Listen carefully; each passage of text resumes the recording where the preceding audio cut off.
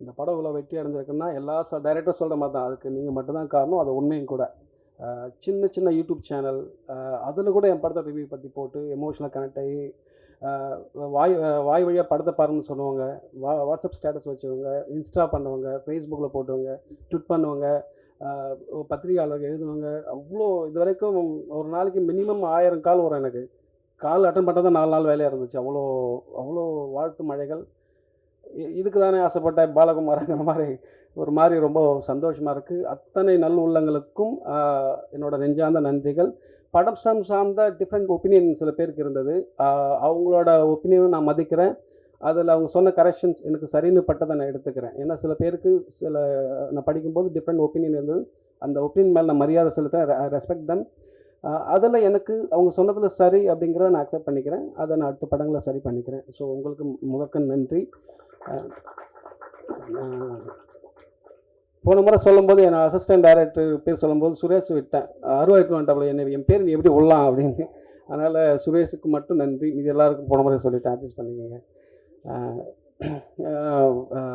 என்னோட சேதண்ணா, ஐ மீன் artist சேதண்ணா, Anurag sir, நட்டி sir, Das அண்ணன், Mamata ma'am, Abram ma'am, Singampuli அண்ணன் சொல்லவே மாட்டேங்க. பார்த்தாலும் போகிற போக்கில் சொல்லிட்டு போயிடுவேன். கெஸ் பண்ணிடுவாங்கன்னு சொல்லிட்டு சிங்கம்புலி அண்ணன், கல்கி, சாச்சனா, லிசி ஆண்டனி, மணிகண்டன், எல்லாருக்கும் என்னோட இன்னும் ஏதாவது 1-2 விட்டு தான் மன்னிச்சுக்கோங்க. வினோத் அண்ணன், சைனா டி வினோத் அண்ணன், எல்லாருக்கும் என்னோட நன்றிகள். Technician team, Philo, TKP, Aju, art director Selvakumar sir, முக்கியமாக எங்கள் இபி குமார் அண்ணன், எல்லாருக்கும் இன்னும் டிசைன் பண்ணவர் ராஜா கிருஷ்ணன், தண்டோரா டிசைனர், சவுண்ட் சைட் பண்ண ஒலி, சிஜி பண்ண ப்ரெசன்ட் பிக்சல், ஐ மீன் பேர் என்ன மறந்து போச்சு, பிக்சல் லைட், சாரி, இன்னும் இருக்கிற எல்லா டெக்னீஷியன் டீமுக்கும் என்னோட நெஞ்சார்ந்த நன்றிகள். சேதனை பற்றி நிறையா சொல்லியிருக்கேன். ஒரு இன்சிடென்ட் மட்டும் சொல்ல ஆசைப்பட்றேன். அவர் நான் முன்னாடி சொல்லியிருக்கேன், is a great actor, there is no doubt about that. But அதோட ஒரு பெரிய மனுஷன். ஒரு நாள் ஷூட் பண்ணிட்டு இருக்கும்போது யதார்த்தமாக ஷூட் பண்ணியிருந்தா ஒருத்தன் பொம்மை கடை மாதிரி வச்சுருந்தான் தள்ளு வண்டியில். அவன் ரெக்கார்டு வச்சுருந்தான். கூறு 3 ரூபா மாதிரி, கூறு 50 ரூபா, கூறு 50 ரூபா வச்சுருந்தான். அந்த ரெக்கார்டரை வாங்கி நான் சேதுபதி பேசுகிறேன், கூறு 50 ரூபா, கூறு 50 ரூபா, கூறு 50 ரூபா, கூறு 50 ரூபான்னு எடுத்து கொடுத்து.